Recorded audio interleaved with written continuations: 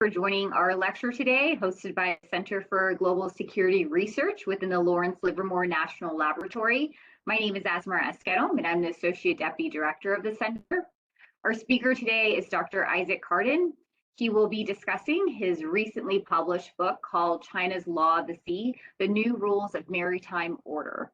The book provides insights into China's maritime disputes and an account of how China is changing the rules of international order as it pertains to the international law of the sea. Dr. Kardon is a senior fellow for China Studies at the Carnegie Endowment for International Peace. Before that, he was an assistant professor at the U.S. Naval War College. He's held multiple fellowships and visiting appointments at universities in America and in China. Dr. Kardon will speak for about 45 minutes, and then we'll turn it over to the audience for Q&A, so please get your questions ready. Dr. Kardon, it's a pleasure to welcome you to CGSR. I'll turn it over to you to get us started on the discussion. Terrific. Well, thank you so much, Esmeralda, and to CGSR and Lawrence Livermore for hosting me, and I'm really happy to speak to a new audience about this book that is the product of sorry to say, over a decade and a half now of research, starting before my doctoral dissertation, going through it, and then being shredded and restarted from scratch with what I think is an important question. So I'll start with that, which is the kind of sitting here in DC now at the Carnegie Endowment, one of the central questions facing us strategically in terms of our global strategy in the United States has to do with the rules, or the rules-based international order. And this book is a modest effort to try and answer some part of that question, which is, what does China intend the rules to be? And more specifically, what are they doing to achieve that? And more empirically, have they succeeded in making rules, changing rules, having some effect on rules specifically of international law? So that is kind of the basic question and problem set that I'm trying to engage with here. And I think you'll see the book cover and the table of contents up there.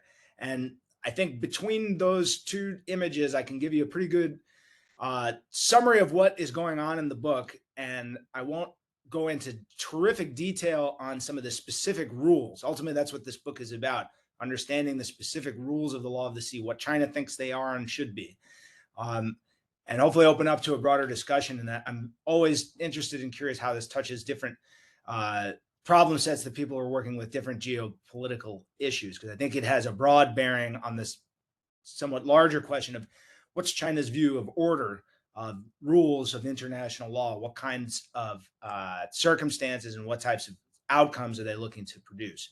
So you can't judge a book entirely by its cover, but I think that the designers did a good job of this in consultation with me in capturing more or less what is going on in this book on the cover. So the very first thing that I hope jumps out about it is that there is a big flag at the top in deep red. It's the People's Republic of China.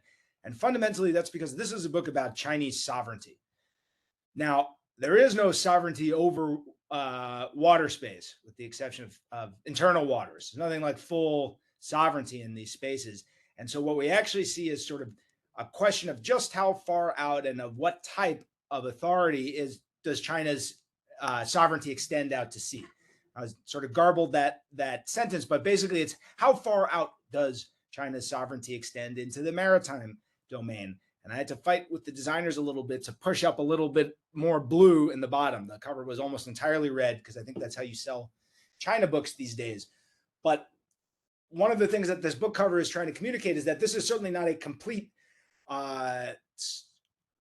this is not a complete success by any stretch of the imagination. There is not such a thing as China's sovereignty or full authority over all the water space that is under dispute in East Asia. And as I'll get into, it's worth noting, quite literally, the whole littoral area, anywhere that China has any claims to maritime rights or jurisdiction, those areas are under dispute, with only one very small exception we can talk about. It is all under active dispute. There are no agreements settling it. And so what we see is actually something like the limits of China's effectiveness in changing or creating rules. And I'm trying to understand what the outer bounds of that are. On the cover, you'll also see, again, these key themes: the law of the sea and rules. Again, this book is fundamentally about rules of the international law of the sea. There are plenty of other rules that we might have considered, but this strikes me as one of those issues where it's a most likely case, I suppose, from a social science standpoint, a most likely case of China having some effect on the rules.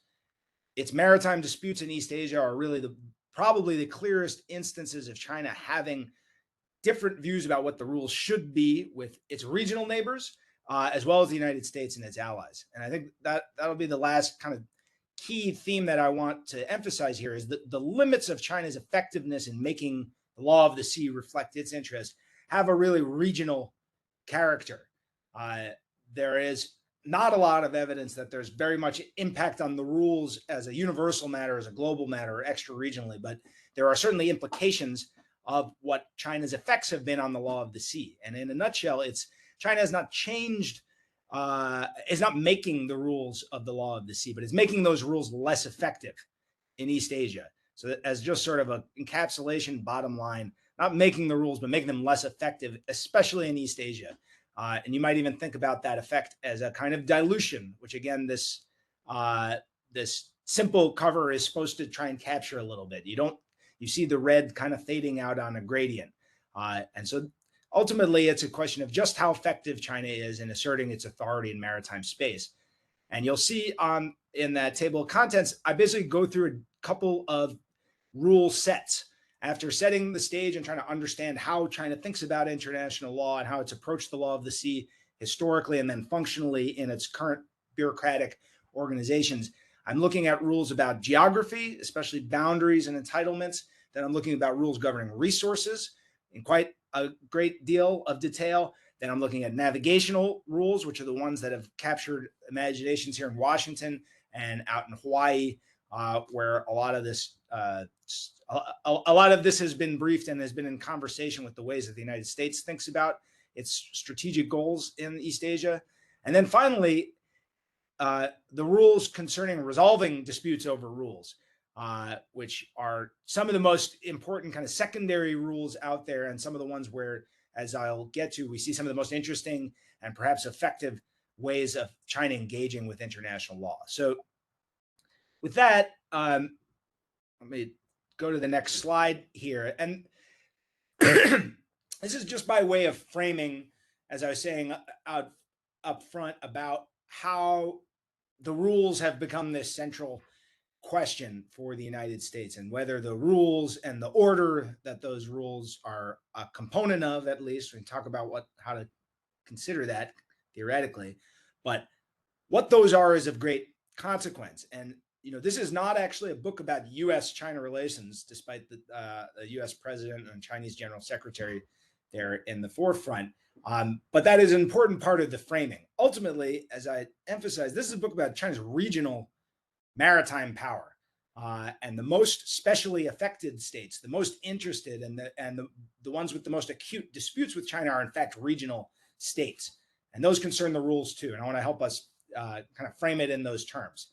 But as you can see from these quotes from the National Security Strategy of 2022, as well as from President Obama, first articulating this idea of it's either us or China who's going to make the rules, to the bottom right there, Admiral Harry Harris. I think I'll dwell on that one because his comments to an audience that I was in 2017 really crystallized in my mind what was so interesting and so confusing ultimately about this question of the rules.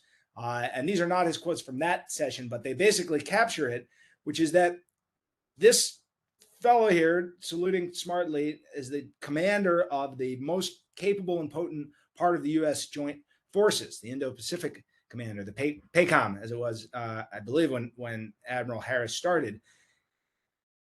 And despite this operational military function, a huge part of what they view as their mission, and the U.S. Armed Forces continue to view as their mission, and the Defense Department views as part of our defense strategy, is this idea of upholding rules. And I think this logically demands us understanding what specifically those rules are, whether or not they are, in fact, changing in ways that we are not happy with.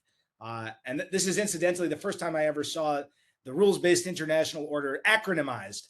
It was in a brief that the admiral gave, and that's when you know that this has some legs in our defense apparatus. And I think that either RBIO or International Rules-Based International Order, excuse me, any various permutations of that are basically the currency now in discussion. What are the real stakes with China? So with that framing in mind, I'm just going to very, very briefly give you a quick capsule summary of what the kind of the theory and the method is. And if this is something that people want to engage with, I'm more than happy to circle back.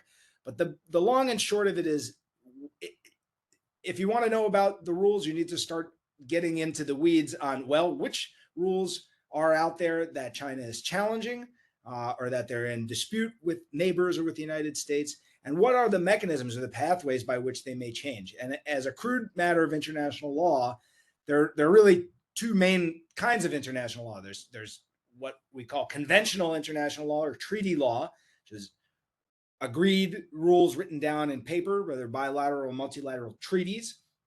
Different states, as we'll get into, have different ways of ratifying or consenting or being bound by them. China, I think, is quite distinctive in this way. But ultimately, that's one body of international law that more or less everybody agrees on. And then there is customary international law. And this is a quite poorly understood subject by just about everybody, frankly, even in the international legal universe, where I spent a lot of time trying to work through some of the ideas in this book. There are active efforts underway in the United Nations, particularly in the International Law Commission under it, to try and understand just the basic level, how to identify customary international law, not even to adjudicate questions involved with it. Because what customary international law is something that may be more easily recognizable to social scientists or historians, and maybe that's the same category, but this idea that the practice of states, the behavior of states, is one of the key components, if not the central component, of international legal rules.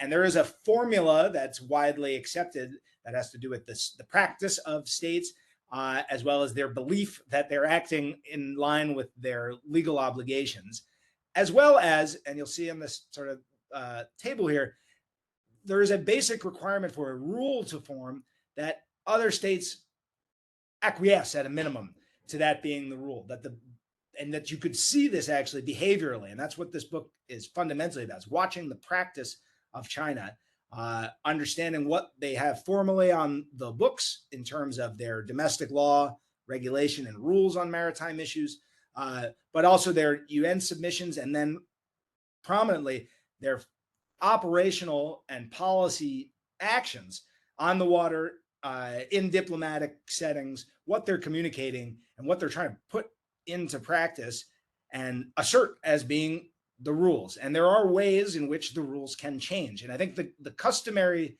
pathway is the most agreeable to the Chinese international law and maritime policy community, because it's the most susceptible to change. It's the most in flux, and it's the most a function, to put it crudely, of the power of the states involved. You know, under international law, in theory, all states are equal. Sovereignty is indivisible. But the reality is, and certainly from China's practical perspective, some states are more sovereign than others. And so China's practice as a sovereign should have more bearing, even in theory, frankly, on what the content of the rules are. The Venn diagram, or the kind of mashup Venn diagram on the right, is just to sort of situate us and understand what are the rules that we're talking about. This is fairly narrowly scoped, but I think it has broad applicability to other questions of China and international rules and law. But ultimately, we're really looking at disputed rules that China has specific to the law of the sea. The law of the sea is not the end-all, be-all of maritime order. And I think if we had more space, I would have made maritime order significantly bigger, because you're talking about the broader set of norms and understandings and practical behaviors that characterize the maritime domain. And there's a commercial as well as a strategic, as well as a environmental set of issues going on that are certainly not captured in this discussion. Here we're talking about maritime disputes. And And particularly, we're talking about maritime disputes that bear on the law of the sea. And I include here just the basic diagram to show the main zones in the law of the sea. I'm happy to go into detail in explaining some of these, but just for your essay to understand that we're talking about water space that basically gradually, that coastal state authority gradually attenuates. That's the basic agreement in the law of the sea. It's trying to balance the rights of coastal states, the sovereign state that owns territory that abuts maritime space, coastal states on the one hand, and then user states or flag states or the vessels or people or frankly any activity going on in water space that has some right to the fish or the resources or to the navigational space. And we'll get into what that means in particular. But what I want to kind of cover here before we jump into those rules is just what is China's attitude towards the law of the sea in particular. And at the inset on the bottom right, you see the first PRC ambassador to the United Nations, a fellow called Huang Hua. And I don't know what he's laughing at in that picture, but you could imagine that he's actually laughing at the treaty directly to his right, which is, of course, superimposed. This is the United Nations Convention on the Law of the Sea 3. Often this is the third effort, only the second document under UN auspices, trying to codify as conventional law this long-standing customary international law of the sea and all of its various norms and rules that have accreted over the centuries. Roman imperial law is usually considered to be the origin of some of the basic law of the sea rules that we're familiar with today. And so why would he be laughing at them? And the picture above him is a little excerpt from some socialist realist Chinese art from this era, the 1970s into the 1980s, which is to say the time during which the law of the sea treaty was being negotiated. This is to give you a sense of what's the nature of China's overall position in international affairs. The treaty negotiations started in 1973, but the process in the UN of first in a seabed committee and then eventually spilling out into this big multilateral treaty effort began right at the moment that China took, or rather that the People's Republic of China took the China seat at the United Nations in October 1971. That was the moment when this stuff was all coming to a head, and it was the developing world who were represented there, presumably with people from Africa, the Middle East, Latin America, Southeast Asia, who China, the People's Republic of China, and at that stage, the quite revolutionary in the midst of the great proletarian cultural revolution, Chinese Communist Party. This PRC under Mao was very much focused on the third world. This is, of course, Mao's own coinage, first, second, and third world. And the third world, from China's perspective, are their natural allies. And it is the third world that's actually advocating for a new law of the sea treaty, a third effort to try and institutionalize or codify as conventional law some of these longstanding customary norms, which the developing world basically views as unmitigated harm against their interests. And the reasons for that may not be obvious, but I think they are quite easy to understand, which is that strong maritime powers, or what Chinese delegates at the UN Conference on the Law of the Sea called maritime hegemonists, or this is to say the Americans as well as the Soviets, who were, of course, China's most their most pressing security concern here in the 70s, that it was their power and their rapacious abuse of the rules that's the big issue here. This idea that if you rule the waves, you can waive the rules. This is what China and the developing world are reacting to in the late 60s and coming into the 70s. This idea of unchecked maritime power leading to the exploitation of their natural resources. That tends to be where the rubber meets the road for the developing world.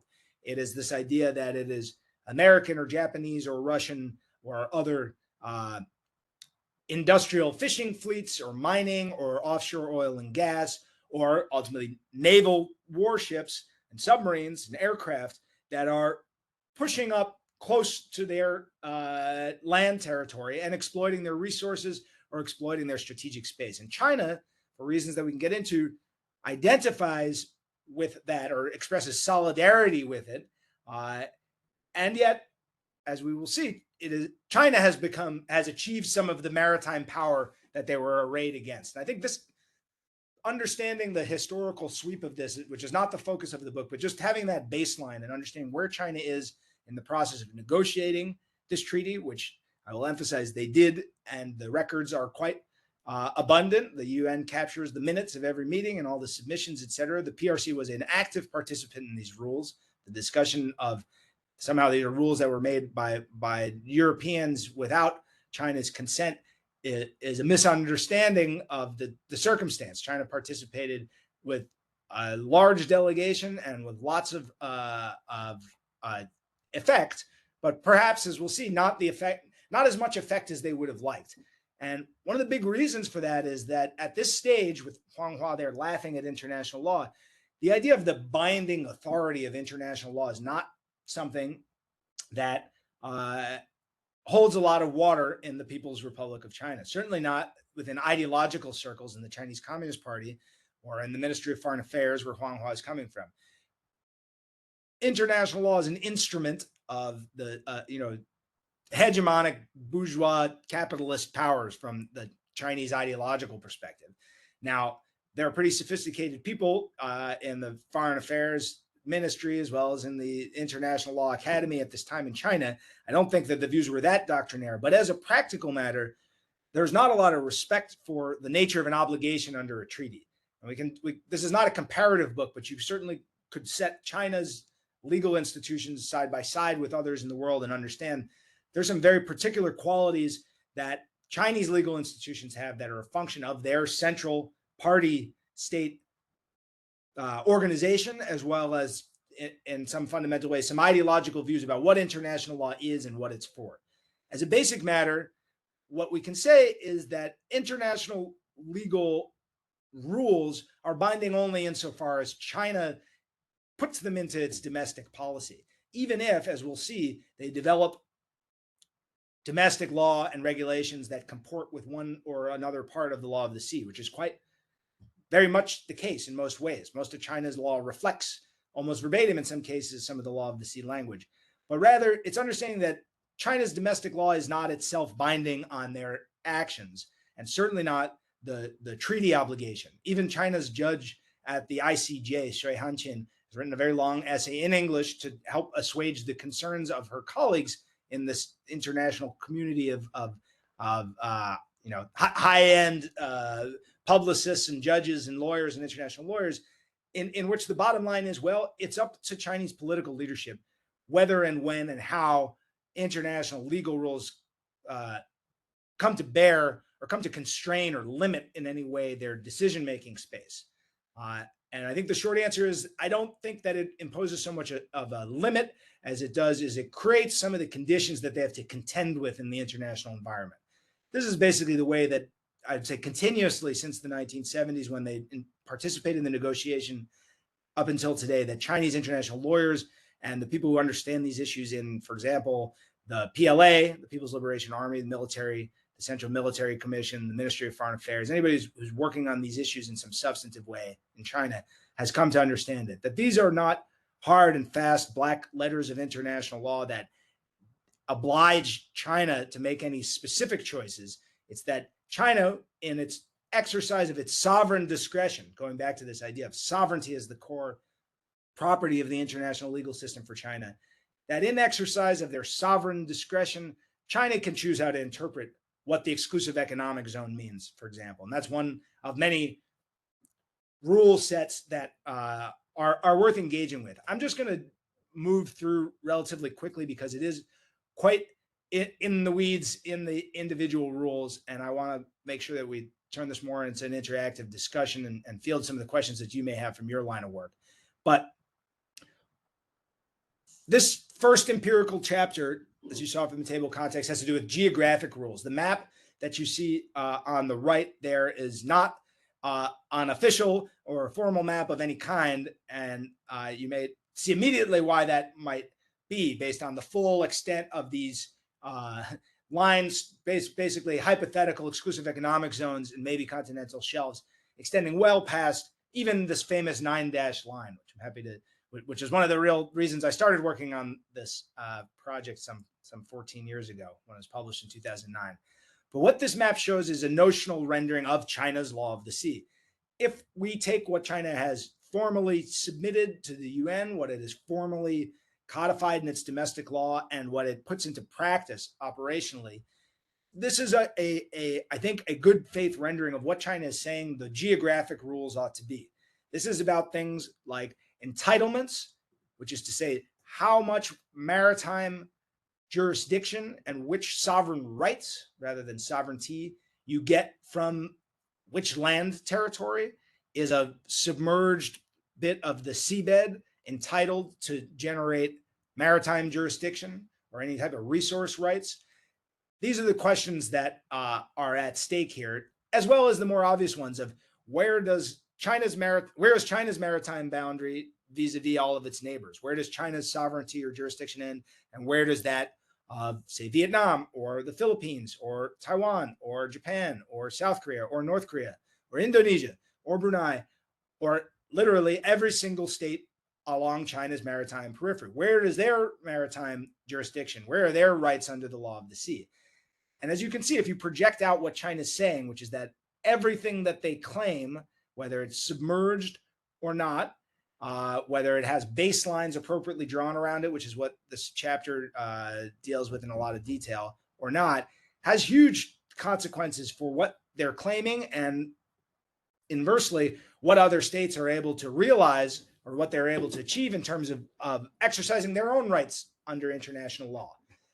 And what we see is basically China pushing out maximal claims using law of the sea language, which is to say exclusive economic zones and continental shelves that extend to the full entitlement that you could possibly get under international law and maybe more. But then also in parallel, a set of claims that are still indeterminate, that are still ambiguous, and that the 9-dash line, which you can see sketched in there, kind of arcing around the South China Sea, is the clearest representation of, which is ideas about Chinese rights and jurisdiction of some kind or authority of some kind that are not fundamentally based in the law of the sea. They're certainly not based in the treaty. And this gets to one of the key claims that China is making across the board, and we'll see it manifest in different ways, which is that the law of the sea is only one set of rules that govern this maritime space. That is Beijing's fundamental position. That's why you can have something like a 9-dash line or claims to jurisdiction that doesn't exist under the law of the sea. That's why they're able to sustain that. They're basically arguing in practice, as well as in writing from some of their more sophisticated publicists, that you have the law of the sea here, and it's bound by its particular agreement under a treaty. And then you have this much broader body of what they sometimes call general international law, which is another word for customary international law. And as I said, that's really the domain in which China wants to compete, in which they want to shape and change rules. Interestingly, and perhaps for you as well, certainly for me, is that in doing this empirical study and trying to ask, has China put into practice anything we could recognize as a rule? Is it sufficiently consistent and uniform? This is the basic method. Again, I kind of rushed through it, but the method of identifying as just a basic threshold for could it be a rule and whether or not other states acquiesce. We don't see a lot of evidence in these boundary rules, certainly these geographic rules, that any other state is accepting China's claims. And you may be able to see that immediately off the map. And therefore, there's not a lot of scope for any of these to become new rules. The title might have been better phrased with a question mark. That's not good for style on book covers. But ultimately, it is a question. And as we'll see, it's only in a couple domains where China is actually doing something that could, even has the potential scope to be a rule.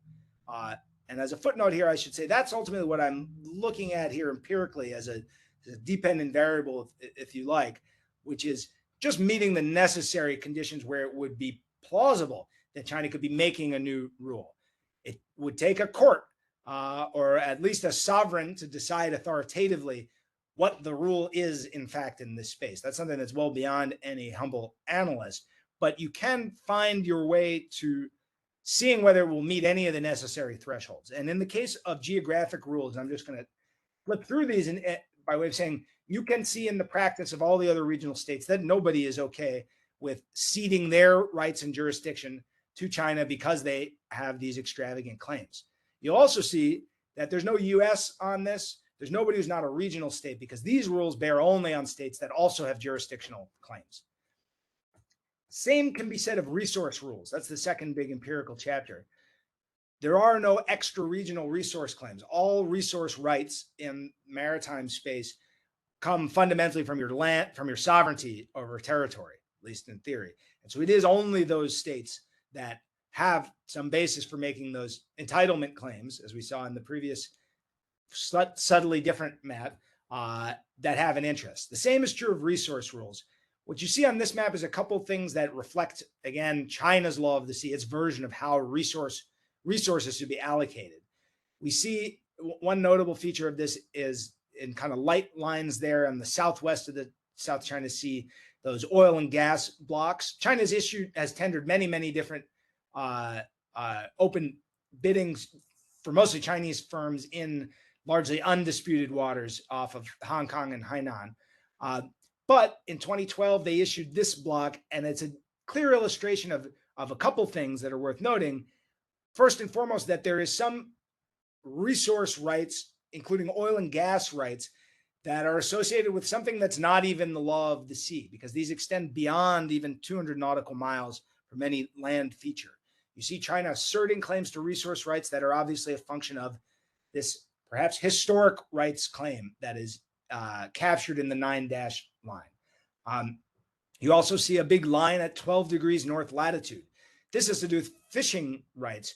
China has unilaterally imposed a fishing ban on all waters north of 12 degrees north latitude since 1999 and enforced it against the Philippines and the Vietnamese and the Taiwanese and many Chinese in particular fishing vessels that are not honoring this moratorium. But it is one of the clearest practical illustrations of a basic lack of uniformity in what China is claiming here too. That line is not part of the 9- line claim. It's not part of a jurisdictional claim from islands. It's a practical measure. It reflects China's views on what it can get away with, perhaps, or what level of its own domestic maritime law can enforce out into space. And just to summarize quickly, and again, I'm happy to kind of come back to any specific rule that I've touched on here, and we can talk about them in detail. But here in this rule set about resources, we encounter a similar issue, which is that other states in the region are not particularly interested in ceding their rights under international law. So at best, you have a stalemate. You have what I would call China exercising veto jurisdiction. It's become virtually impossible for anybody to exploit any of the resources in disputed space, with some exceptions in the southern tier of the South China Sea, where China hasn't been able to effectively control the space. But basically, what we see is kind of this suspension of law of the sea rules. You don't see coastal states, regional states, the littoral states, Philippines, Indonesia, Vietnam, etc., being able to actually exercise their rights under international law. Moving abruptly to navigation, the third of four rule sets that I look at, here's the one where we start to see the United States interests and activities being specially affected, is the legal term for this. That if China is going to make a rule, it requires some type of acquiescence. And here we start to see the first inklings of practice and articulations of rules from China that may have met some threshold for maybe developing into new rules of customary international law or of revised interpretations of the treaty. And that is this issue of innocent passage. And I won't go into a lot of detail on it other than to say China has maintained this stance at odds with what they view the treaty as saying ever since ratifying the treaty. They wrote a note, even though you're not allowed to make any reservations to the law of the sea. It's one of its formal characteristics, basically saying they don't think that the innocent passage regime captured in the treaty fully expresses their views on the matter, which is that the coastal state has to authorize such innocent passages. You can see in the records of the negotiation that they argued vociferously for this to be included. They were not alone in doing that, which is an important observation. But the final treaty text did not satisfy their request on this. In fact, it basically assigned an unadulterated right of innocent passage to warships, to commercial vessels alike. This idea that you can pass through territorial seas if it's part of your course of navigation, as long as you do it innocently. You don't threaten the coastal state. So China finds different ways, including perceiving threats, that allow it to read in a type of jurisdiction, a creeping jurisdiction over the territorial sea. And I'd like to just flag that particular rule. There are many here.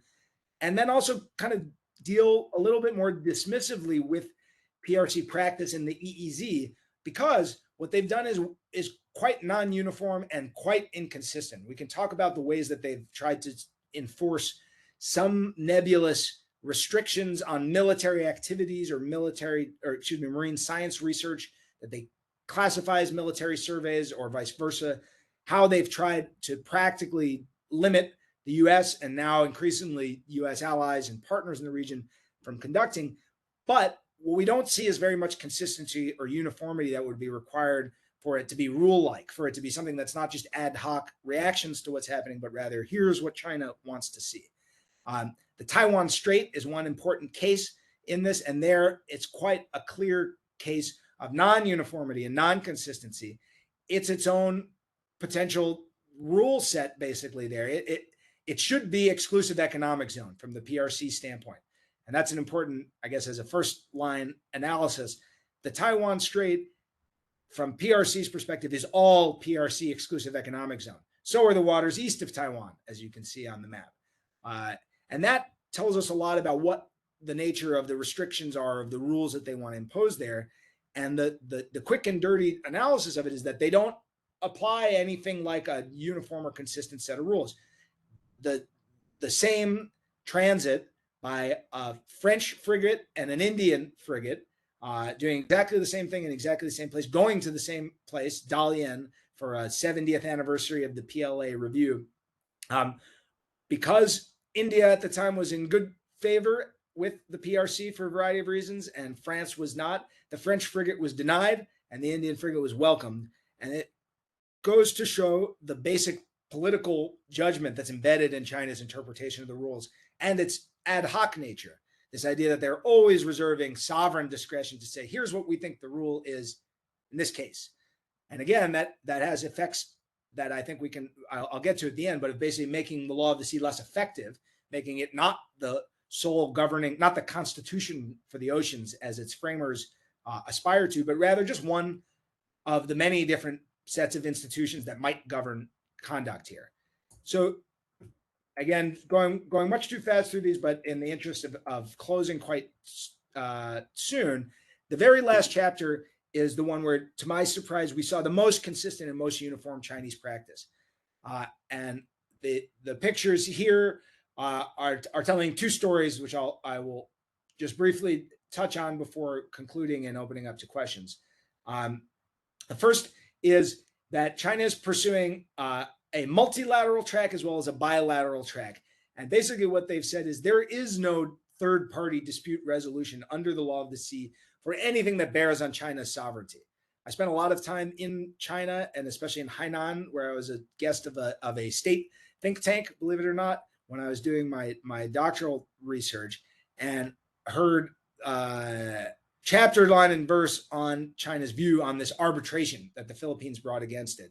And one of the things this really crystallized for Chinese leadership, which hadn't had to contend with, well, what exactly is our view on the law of the sea, is that there are no cases in which China is willing to accept any type of third-party ruling, particularly not one rendered by a bunch of old white guys sitting in The Hague, as you see in the inset on the right, that they're going to accept or view as legitimate.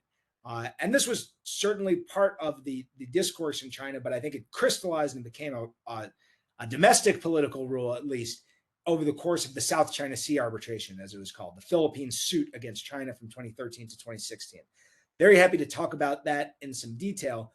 But what I want to just stress in this question of dispute resolution rules is that China has been quite uniform and consistent on that count.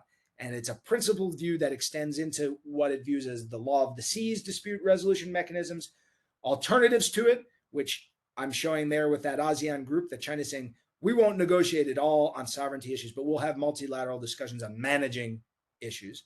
That's basically the only space that they've left open for dispute resolution, which is an interesting constraint on the autonomy, say, of the regional states and their ability to actually resolve these disputes. So last concluding thought on this before we have a wider ranging discussion is I've talked a lot about individual rules and whether or not China is or isn't putting into practice something that could be changing the rules or making new rules that reflects China's preferences and its interests. That's one way to look at this. That's an inductive view. It's an aggregate view. There's a lot of discussion in chapter 1 on theory about whether and when that's the appropriate thing to do. But we can certainly look at it top down. We can look at rules holistically and say, what's the overall effect? And I telegraph that at first, which is that you see a dilution or a decreased effectiveness of the rules overall, a narrowing of their scope. And the question is, what's the scope of that effect? Does it extend beyond the region? Or do we see potential pathways for China making new rules of international law, of universal character? And once you start looking at this in this holistic top-down way, from my standpoint, looking very deeply at the law of the sea, at least, and this may or may not travel to other domains, but what you see is Chinese sovereignty is the core of it, and their interest in rules doesn't extend much further than that sovereignty extends in some fundamental ways, especially these disputed law of the sea rules. So the effects are largely regional. What they're saying is, we're not, this is the Beijing view summarized in Isaac Kardon's crude language, is we're not interested in international law that we don't get to interpret ourselves in areas that we claim jurisdiction and rights over. Sounds reasonable on its face, perhaps, but in effect, what it means is that they're denying international legal rights to all the other states in the region. It's not as clear whether or not they're denying anything to the United States so much as putting a fine point on some of the issues that we have disagreements on. But there is some scope for China's views on the rules to certainly have regional effects. And I talked about that innocent passage rule. It's worth noting, I have that one flagged as potentially global because China is hardly alone in having what the US State Department calls excessive claims to jurisdiction over exclusive economic zones and territorial seas and any maritime space for that matter. And in fact, based on some ways of coding this, every single state in the whole Asian littoral, starting with Iran and arcing its way across through the Gulf and across the Indian Ocean and up through Southeast Asia into China and including Japan and Russia, Northwestern Pacific, everybody's got something that the US objects to in terms of excessive claims, restrictions. And innocent passage is not, there's hardly the same set of policies and rules in all those countries. But as a basic matter, this idea that the law of the sea can be applied as its black letters from the US legal standpoint as they dictate, there's a lot of scope for that rule to change in practice. And in fact, I would hazard that it already has in East Asia. I think I'll leave with that thought, which is I see China's law of the sea as already being quite effective in East Asia. I don't see that China has an ambition to, nor the capacity to, frankly, to change the rules of the law of the sea, because that is not their international institution. That's not their preferred mode of achieving order.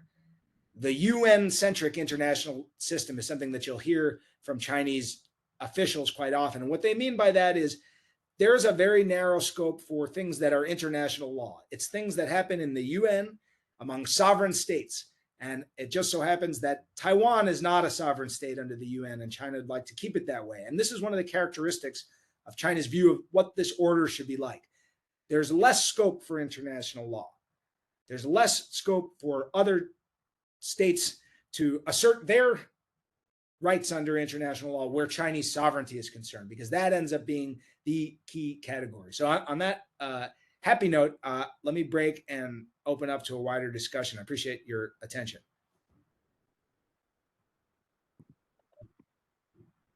Thank you, Dr. Kardon. That was great insights into what China is doing in international waters and also the international law of the sea. We really appreciate that.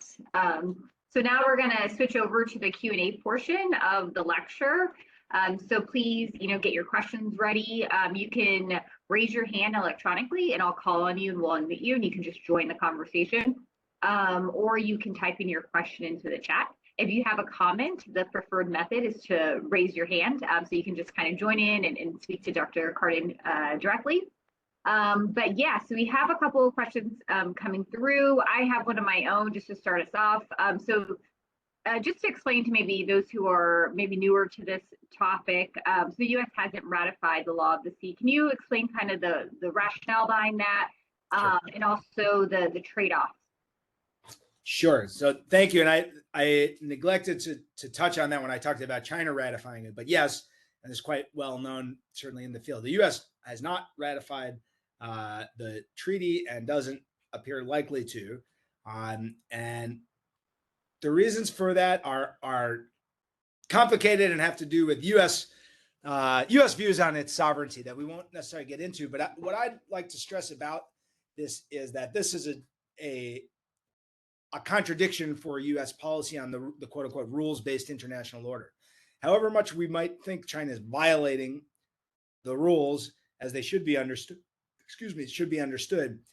the process and the institution in which those rules are interpreted and applied, that's the specific scope of, for example, dispute resolution under the law of the sea. It's within that treaty framework.